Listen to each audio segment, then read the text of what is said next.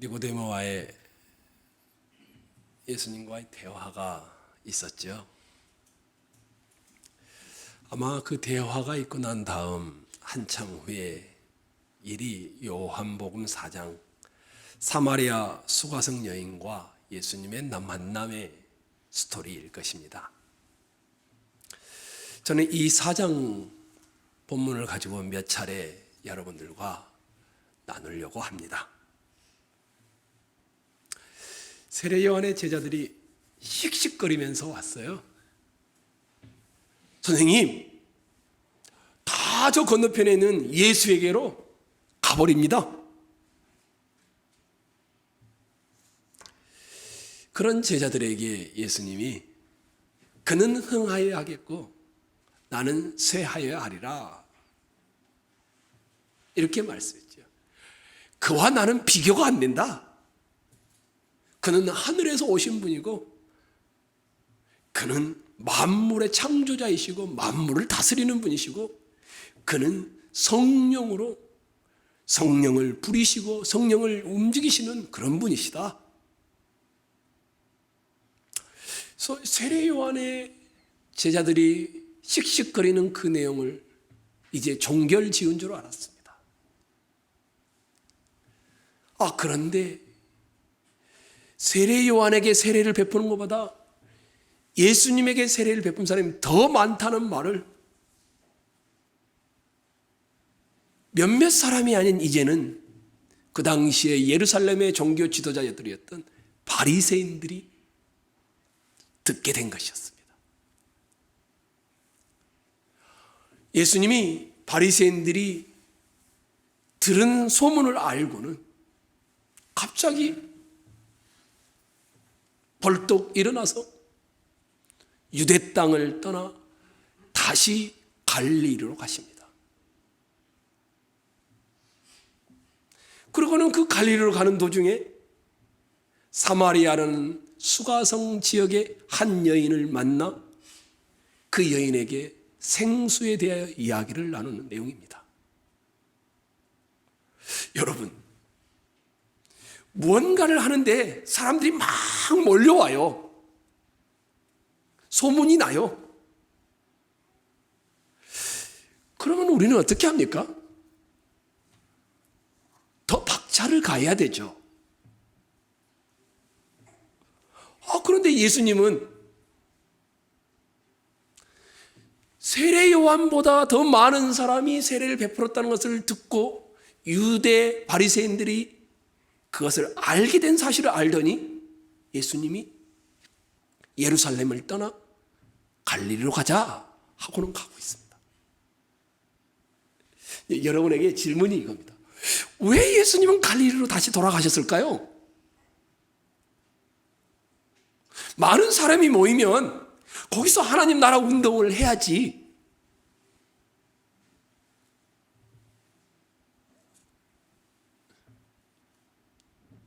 어쩌면 우리가 알고 있잖아요. 유대인과 세례 요한의 제자들이 3장 25절에 보면 막 논쟁이 붙었어요. 정결 예식이 무슨 상징이냐? 구약의 정결 예식은 다 폐지한 거냐? 아무튼 이런 논쟁이 붙었어요. 그러니까 예수님도 분명하다. 저 바리새인들, 저 종교 지도자들, 저 기득권 세력들 분명히 따지고 논쟁할 거다.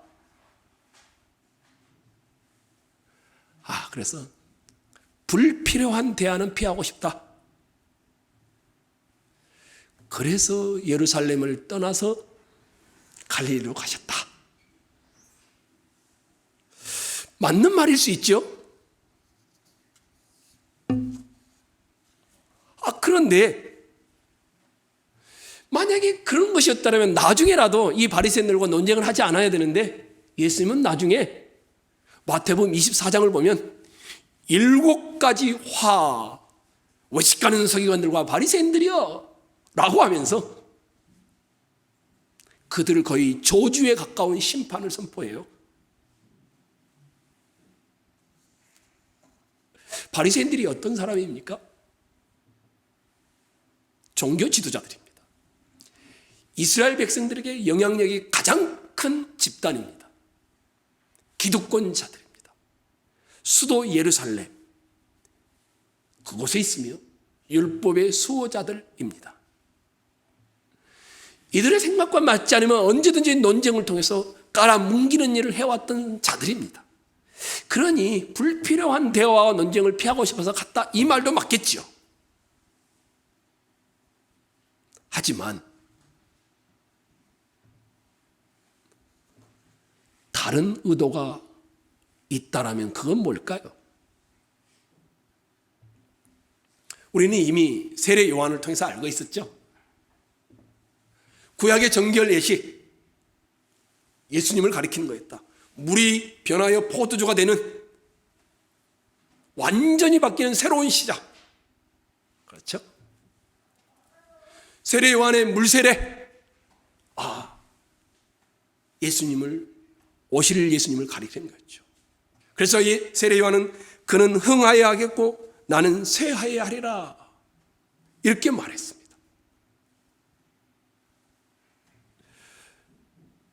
예수님은 단지 논쟁을 피하기 위해서 갈릴리로 가신 게 아니라면 왜 예루살렘이 아닌 갈릴리로 가셨을까? 여러분 한번 고민해 보시면 좋겠습니다. 왜 예수님이 갈릴리로 가셨을까? 그는 흥하여야 하겠고 나는 쇠하여야 하리라. 무슨 말입니까? 세례 요한은 퇴장하는 겁니다. 퇴장하는 거죠. 예수님은 등장하는 것이었습니다. 근데 세례 요한뿐만 아니라 이제는 많은 사람이 예수님을 주목하기 시작한 겁니다. 세례 요한은 점점 사라져 가는데 이것을 주님이 아시고 갈릴리로 가서 시작하자, 이렇게 하고 계신 겁니다.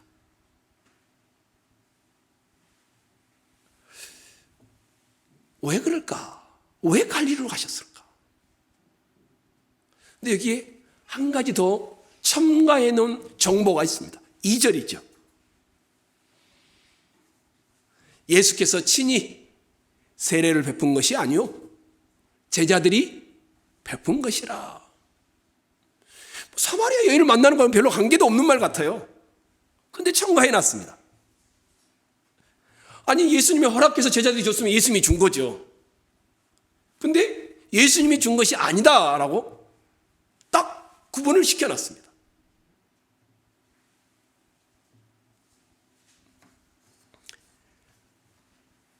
우리가 이 내용을 조금 더 잘 알기 위하여 마가복음 1장 7절로 8절을 한번 찾아보도록 하겠습니다.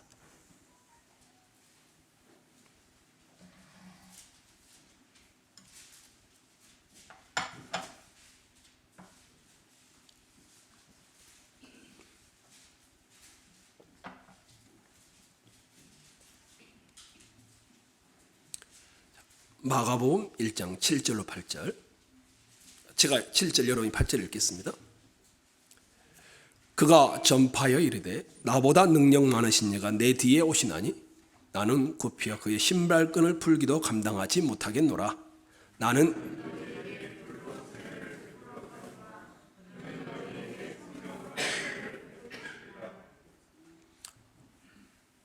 세례 요한의 퇴장과 예수님의 등장이 갖는 역사적 의미를 상세하게 알려주고 있죠. 한 시대가 끝나고 새 시대가 시작되는 상황을 자세히 기록하고 있는데 뭐라고 합니까? 예수님은 성령 세례를 베푸는 분이다. 새로운 시대에 세례 요한은 물 세례를 베푸는 거다. 세례 요한의 세대가 끝나고 예수님의 세대가 다시 시작되었다는 겁니다. 바통이 터치된 겁니다. 예수로 시작되는 새로운 시대의 출발점을 알리는 것이었습니다.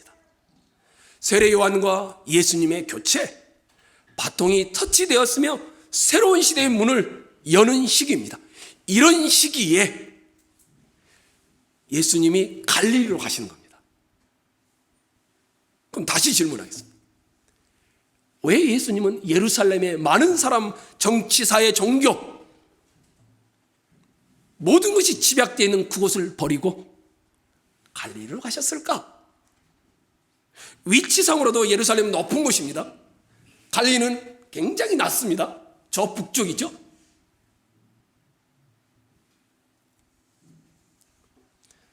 여러분의 기억을 좀 힌트를 주겠어요. 예수님이 십자가에서 죽으시고 부활하시죠.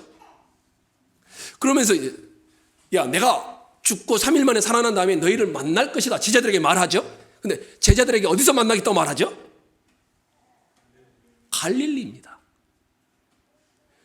죽고 부활하여 첫 시작도 주님이 갈릴리에서 하셨습니다. 부활하신 예수님께서 천사들에게 나타났죠. 야, 제자들에게 가서 알려라. 그러면서 뭐라는 줄 아십니까? 너희보다 먼저 내가 갈릴리로 가서 기다리겠다. 예수님이 갈릴리를 너무너무 몸에 담고 있는 거예요. 부활하신 다음에서 갈릴리에서 시작하는 거예요. 바리새인들과의 논쟁을 피하는 것도 맞겠지만 그 이상의 의미가 있다는 겁니다. 그럼 다시 예수님은 왜 갈릴리로 가셨을까? 새로운 시작, 바통이 터치됐다는 건 알겠는데 근데 왜 갈릴리로 가셨을까? 또 한 군데를 찾아보겠습니다. 마태복음 4장입니다. 4장 12절.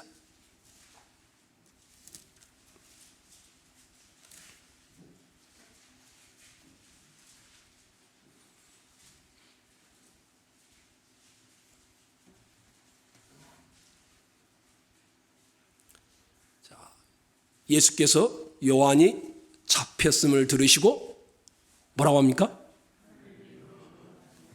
요한의 시대가 끝났어요. 이제 잡혀서 죽어요. 예수님이 새로운 시작을 알리는데 갈릴리로 가고 계시죠. 세례 요한이 잡히기 전에는 예수님께서 본격적인 사역을 시작하지 않았습니다. 13절, 4장 13절이죠. 여러분이 한번 읽을까요? 14절까지 읽겠습니다. 시작.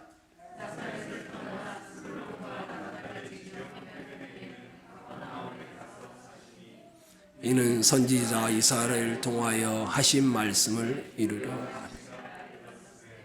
예수님이 세례 요한이 죽은 걸 보시고 스불론과 납달리 지경 해변에 있는 가버나움 갈릴리 지역을 말하는 겁니다. 가서 사십니다. 의도적으로. 그런데 이게 뭐라고요? 이사야 선지자를 통하여 하신 말씀을 성취하기 위해서다. 예수님이 갈릴리로 가신 것은 단지 논쟁을 피하기 위해서가 아니라 더 큰 목적이 있다는 겁니다. 그럼 그게 뭐냐? 이제 세례 요한이 퇴장하고 예수님이 등장하여 예수님의 사역을 본격적으로 시작하는데 그 시작을 알리기 위해서 갈릴리로 가시고 계십니다. 왜 갈릴리로 가셨는가? 왜 예수님의 사역, 하나님의 나라의 시작은 갈릴리에서 시작하려고 하는가? 4장 15절 여러분이 읽으셨죠? 15절 보십시오.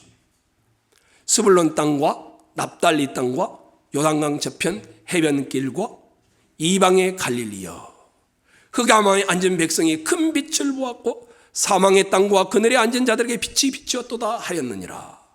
17절 같이 읽겠습니다. 이때부터 시작.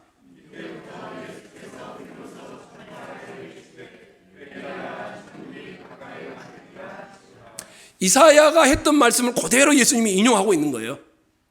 흑암에 앉은 백성이 큰 빛을 보았고 사망의 땅과 그늘에 앉은 자들에게 빛이 비추었도다. 복음이죠.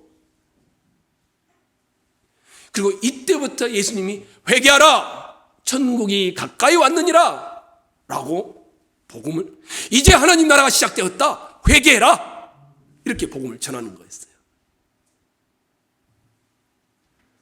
왜 성경은 이방 갈릴리에서부터 하나님의 나라를 시작하는가? 이 갈릴리는 이 예루살렘에서 보면 낙후된 곳입니다. 예루살렘 북쪽에 갈릴리거든요. 그 다음 밑에가 유대 땅이고. 근데 이 갈릴리 중에서도 스불론과 납달리는 이방의 갈릴리라고 불렸던 곳입니다. 왜냐하면 이곳은 이방 사람과 이스라엘 백성들이 섞여 문화도 섞이고 신앙도 섞이고 여러 가지가 섞여서 그렇게 살던 곳입니다. 혹시 예루살렘의 사람들, 종교 지도자들 뿐만 아니라 심지어 예수님의 제자가 됐던 사람 중에 이런 사람이 있습니다. 빌립이 나다나엘을 찾아갔습니다. 야, 내가 메시아를 만났다. 너도 한번 와봐라. 메시아가 어디 출신인데? 그랬더니 막 뭐라 하죠. 그랬더니 나다나엘이 뭐라고 합니까?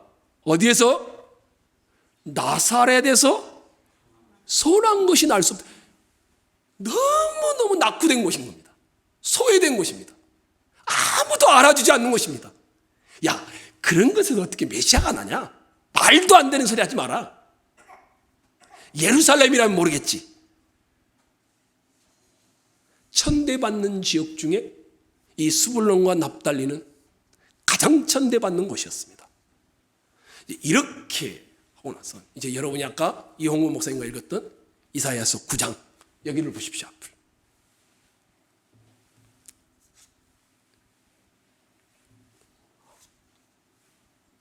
네, 제가 9장 1절을 읽겠고요. 여러분이 2절을 읽겠습니다. 이제 이런 지역이 어떻게 되는지 메시아가 오면 전에 고통받던 자들에게는 흑암이 없으리로다. 옛적에는 여호와께서 스불론 땅과 납달리 땅이 멸시를 당하게 하셨더니 후에는 해변길과 요단 저쪽 이방의 갈릴리를 영화롭게 하셨느니라. 2절 여러분 읽겠습니다.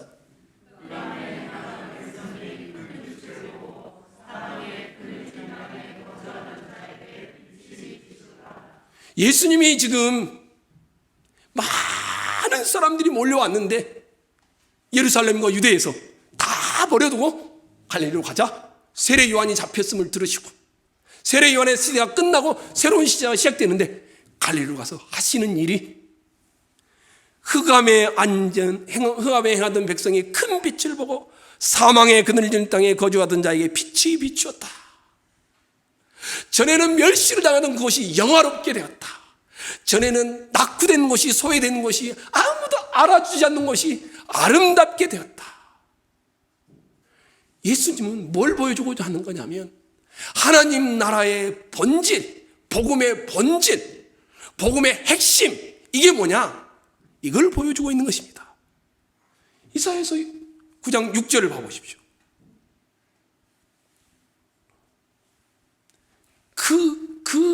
그 버려진 것, 그 소외된 것, 낙후된 것에서 이사야서 9장 6절입니다.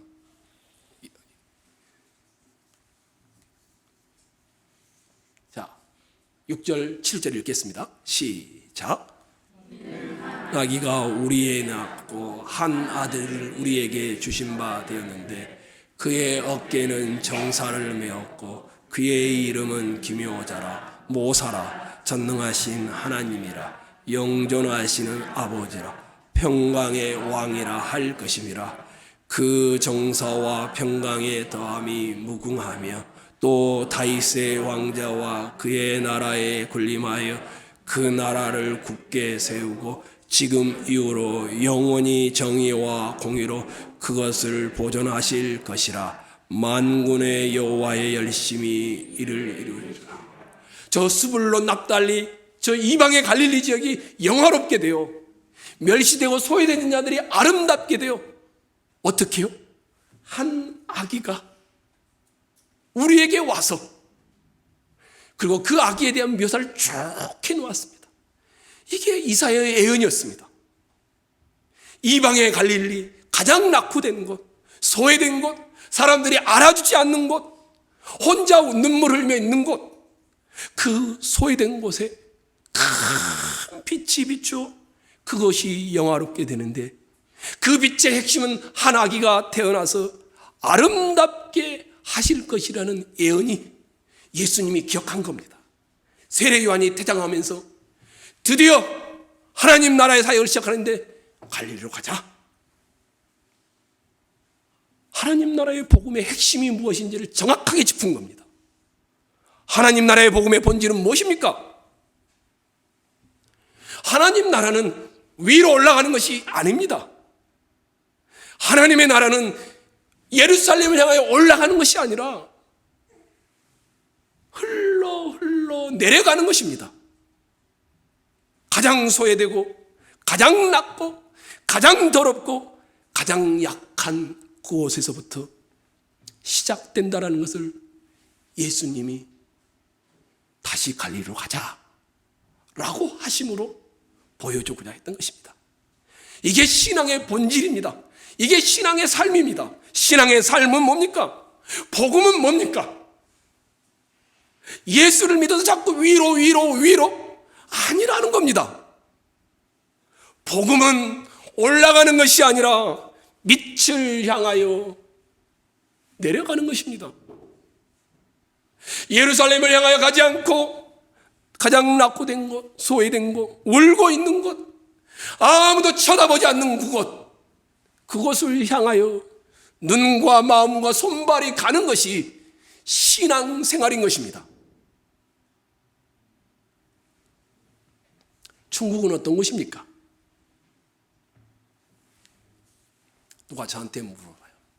천국은 성부 하나님과 성자 하나님과 성령 하나님이 뜨겁게 사랑을 나누는 곳입니다. 그 사랑은 뭡니까? 성부 하나님과 성자 하나님과 성령 하나님이 서로를 향해서 끊임없이 자기를 내어주는 사랑이 충만한 곳입니다. 어디서 그런 걸 찾을 수 있습니까? 집사님, 요한복음 15장에 이런 말씀이 있죠. 내가 너희를 사랑한 것처럼 너희도 서로 사랑하라. 근데 그 전에 이런 말씀이었어요. 아버지께서 나를 사랑하신 것처럼 나도 너희를 사랑하였노니 너희는 서로 사랑하라. 예수님은 사랑을 만들어낸 분이 아닙니다. 하나님 아버지가 하나님 나라인 천국에서 끊임없이 자기를 내어주는 사랑을 예수님은 배운 겁니다. 그리고 그 배운 사랑을 기꺼이 목숨을 내어주는 사랑으로 나도 내어주었으니 너희도 서로 사랑하라. 기독교의 복음은 자기를 내어주는 겁니다. 기독교의 복음은 위로 올라가는 것이 아니라 내려가는 것입니다. 그래서 세례 요한이 그는 흥하여야 하겠고 나는 쇠하여야 하리라. 예수님과 나는 비교가 불가하다 이러면서 예수님을 뭐라고 표현합니까? 아래에서 올라오신 분이라고 말합니까? 아니죠. 위로부터 내려오신 분이라고 말합니다. 말씀이 태초부터 계시는데 이 말씀이 어떻게 됐답니까? 육신이 되어 우리 가운데 거하심에. 복음은 내려가는 겁니다. 복음은 내어주는 것입니다. 그래서 가장 소외된 곳으로, 가장 밑바닥에 있는 곳으로 하나님 나라의 시작과 핵심을 알리기 위하여 예수님은 유대를 떠나서 다시 갈릴리로 가자 하시면서 세례 요한이 퇴장하는 그 순간에 갈릴리로 가셨던 것입니다. 복음은 위로 올라가는 것이 아닙니다. 복음은 지금보다 더 잘 되는 것이 아닙니다. 복음은 잘 되고 못 되고를 떠나서 복음은 성공해서 강남으로 이사가서 떵떵거리며 사는 것이 아닙니다. 내가 있는 곳에서, 내가 살아가는 곳에서 더 어려운 그 자들을 향하여 미소와 친절함과 인내함과 더 어렵고 더러운 곳으로 흘러내려가는 것이 복음의 본질입니다. 근데 이게 끝이 아니네요. 요한복음 4장 4절을 봐보십시오. 그래, 갈릴리로 가서 그래요. 그게 하나님 나라의 시작이라면 알겠는데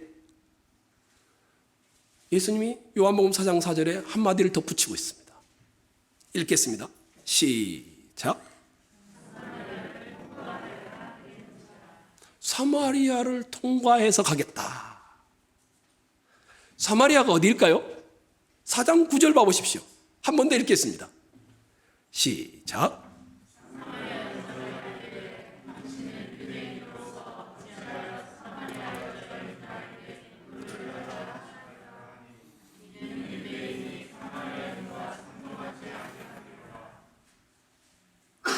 지금 상황이 어떤 것이냐면 유대인과 사마리아인은 절대 상종하지를 않습니다. 그런데 예수님이 지금 어디를? 사마리아를 통과해서 가겠다. 상종하지 않는 상황인데 예수님이 그것까지도 이해하겠어. 3일이나 4일은 더 빨리 갈 수 있거든요. 이렇게 바로 올라가 버리면, 이렇게 안 돌아가면. 그런데 유대인 남자가 누구에게 찾아갑니까? 사마리아 수가성 이름 없는 한 여인에게 찾아갑니다. 남자도 아니고 여자, 좋아, 그것까지도 이해하겠어. 그런데 이 여자를 뭐라고 표현하고 있습니까? 자, 5번 결혼하고 실패하고 6번째 남자와 동거하고 있는데 남편이 아니라고 말합니다. 사마리아 사람들은 신앙이 조금 변질된 그런 사람들이 아닙니다. 북이스라엘이 아수르란 나라에 의해서 멸망을 당했을 때 아수르란 나라가 정책을 폈습니다. 사마리아, 이 북이스라엘의 사람들의 반절은 다 외국으로 보내버렸습니다. 그리고 외국에서 부족한 인구의 반절을 다 데리고 와서 섞어버렸습니다. 사마리아 사람들은 혼혈아들입니다.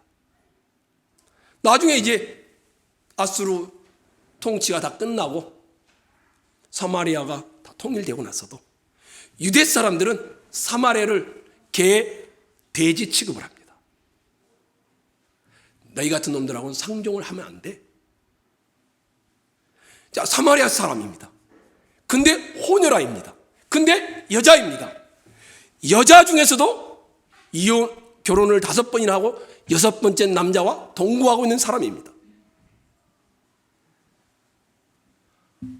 예수님이 그 여인을 만나기 위하여 사마리아를 통과하여 가겠다라고 합니다.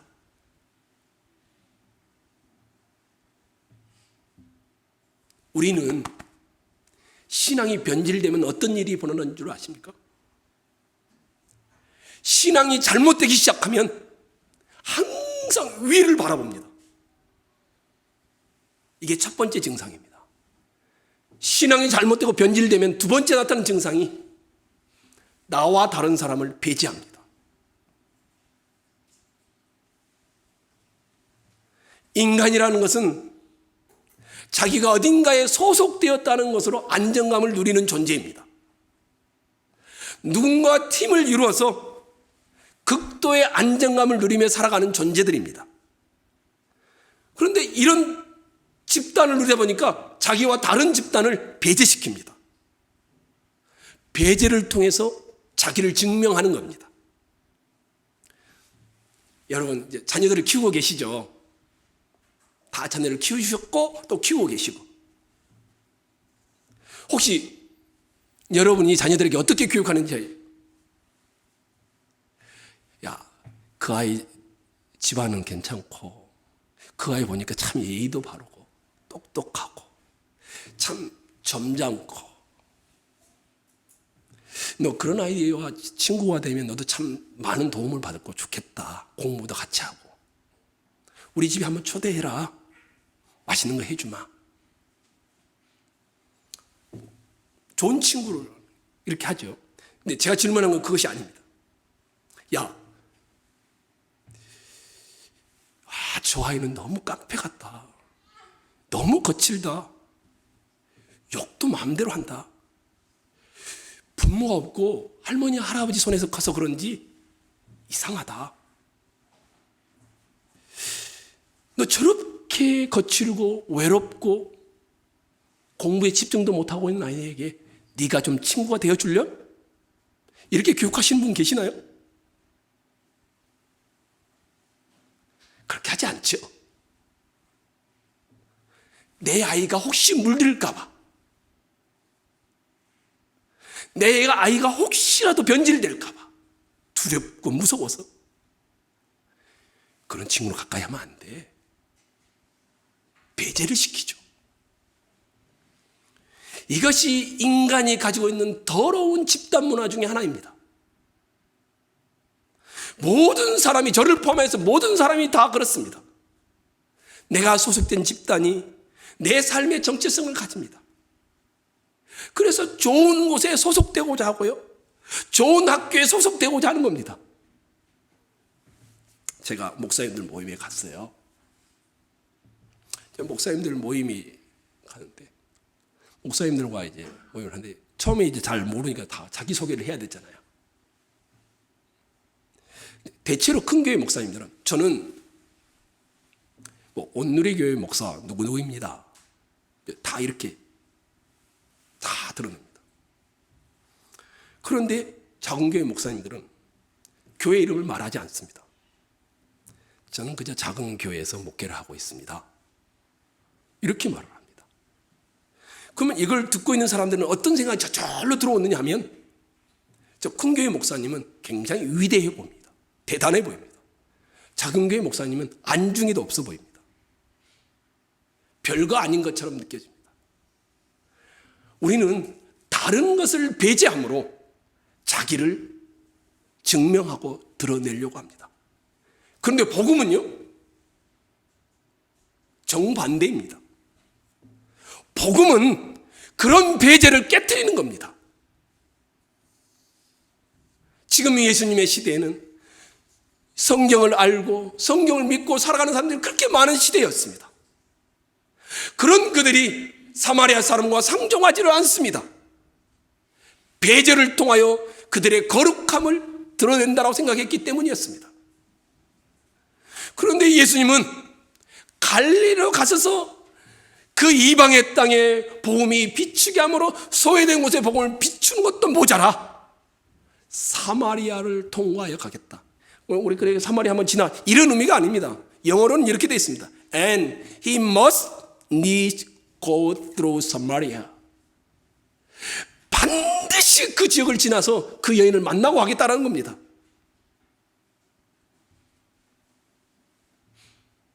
이것이 주님이 말씀하신 복음입니다. 이것을 세례 요한은 주님을 통하여 본 것이었습니다. 하나님 나라의 복음은 가장 소외되고 배제된 곳에 흘러 만나 이루어지도록 하는 것이었습니다. 혹시 여러분 중에 지친 줄도 모르고 지쳐가고 있다면, 김준이라는 분이 쓴 책인데 작년 2021년 3월 29일에 출간된 책입니다. 그 책 내용 중에 이런 내용이 있습니다. 싫은 사람이 있다면 그냥 내버려둬. 관심도 주지 마. 누군가를 싫어하는 감정도 에너지를 소모하는 것이야. 소중한 네 에너지를 그렇게 쓰면 안 되지. 깨져 있는 발톱보다 못한 저 사람 때문에 힘겨워하는 것 그만둬.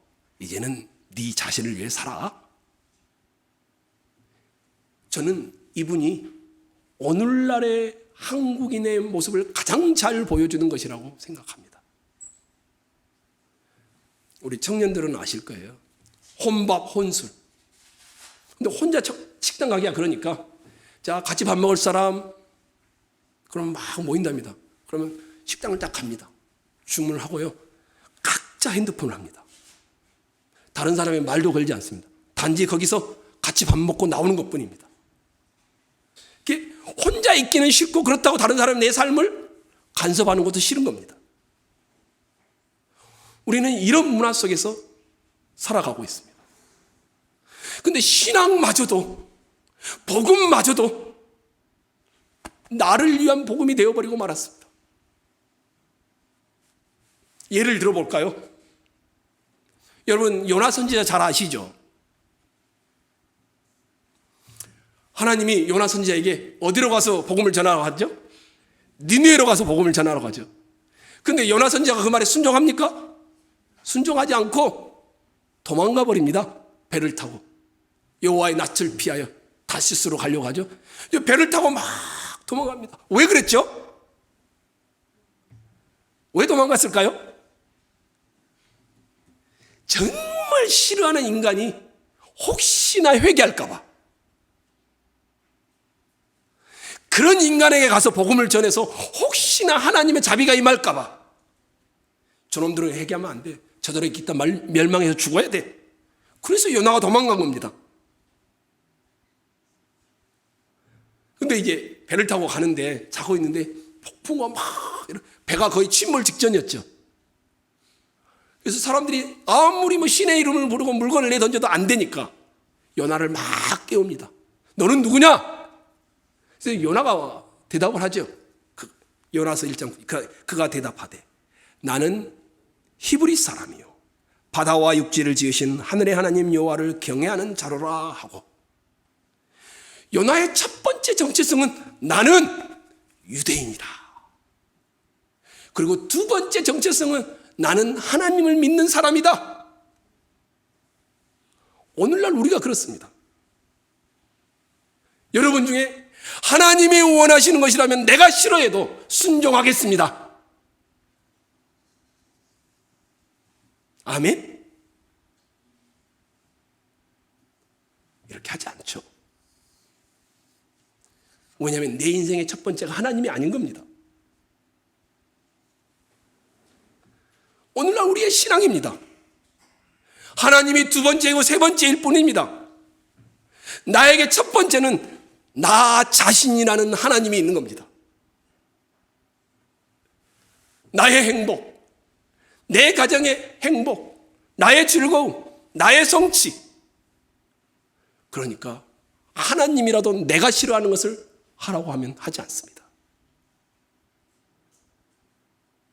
유대인들은 온 열방을 품으라는 그 하나님의 말씀이 들었지만 3, 4일씩 더 걸리더라도 돌아갔습니다. 사마리아 사람을 개, 돼지 취급했기 때문에 상종하고 싶지 않은 것이었습니다. 내 인생을 거기에 투자하고 싶지 않은 겁니다. 시간 낭비일 뿐이라고 생각하는 겁니다. 복음과 사람을 위해 섬기고 친절을 베푸고 살아가는 것은 시간 낭비인 겁니다. 자기의 첫 번째 정체성은 하나님이 아닌 자기 자신이었던 겁니다. 그러니까 하나님의 복음을 거부합니다. 요나서 4장에 가면 막 뜨거운데 하나님이 박넝쿨로 싹 가르니까 얼마나 시원해요. 요나가 너무 좋아합니다. 근데 하나님이 또 어떻게 합니까? 그 박넝쿨을 다 시들게 해버립니다. 그럴 때 요나가 막 화를 잔뜩 내면서 불평하죠. 그때 하나님이 요나에게 이렇게 말하죠. 여호와께서 이르시되 내가 수고도 아니하였고 재배도 아니하였고 하룻밤에 났다가 하룻밤에 말라버린 이 박넝쿨을 아꼈거든. 하물며 이 큰 성읍 니느웨에는 좌우를 분간하지 못하는 자가 12만여 명이요 가축도 많으니 내가 어찌 아끼지 아니하겠느냐. 내가 어찌 아끼지 아니하겠느냐. 요나는 이 하나님의 마음을 모르는 겁니다.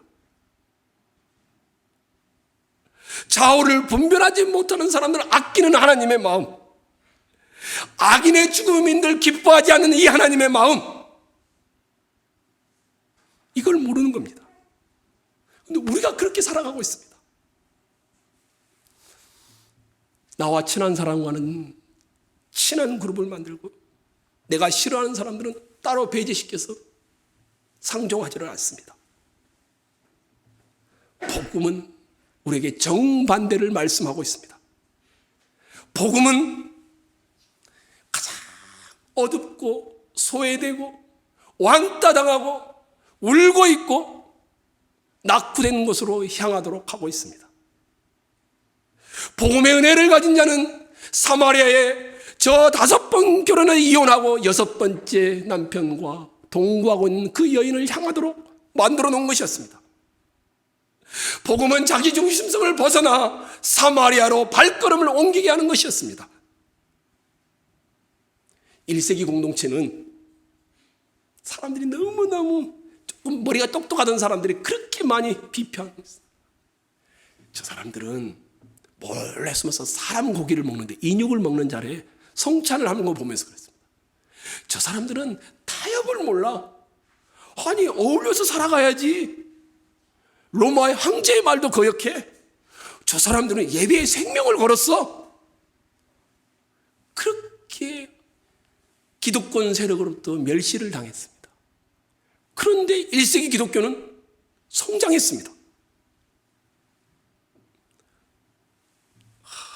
저 설교자가 좋은 설교자가 많았어요? 아니었습니다. 선교사가 아니었습니다. 훈련된 자들 때문에 성장한 것이 아니라 비공식적 성도들이 복음으로 빈자와 약자와 울고 있는 자를 찾아가 그들의 친구가 되어주는 방식으로 1세기 교회는 성장을 했습니다. 그렇게 타협을 모르는 사람들이라고 욕을 먹으면서도 박해 시대에도 교회는 성장합니다. 그리스도의 삶이 복음을 가지고 사는 삶이 다르기 때문이었습니다. 약자와 빈자와 울고 있는 자와 소외된 자에 대한 관심이 핍박을 받으면서도 진실됨을 드러냈기 때문이었습니다.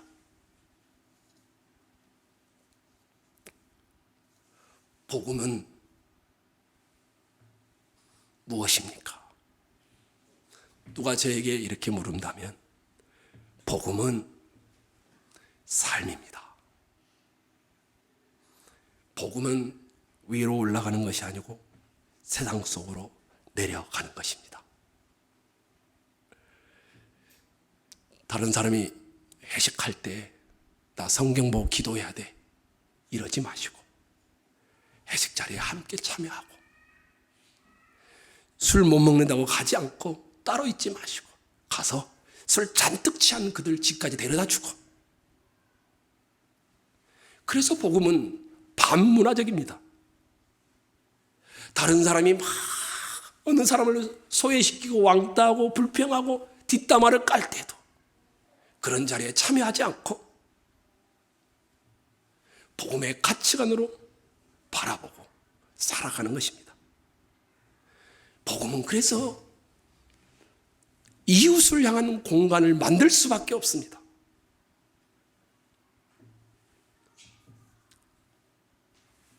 요한의 아들 시몬아, 베드로에게 예수님이 부활하고 나서 질문했죠. 내가 나를 사랑하느냐? 이렇게 질문했습니다. 베드로가 당황했는데 주님 모든 것을 아십니다.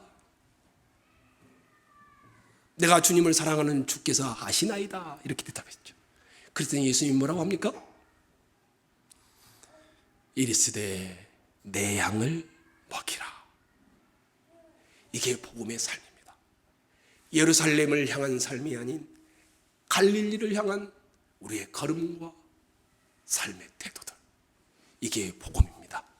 여러분에게 주어진 그곳에서 여러분의 양들, 주님이 붙여주신 분들을 먹이시는 일을 손과 발과 미소와 마음으로 하시기를 부탁드리겠습니다.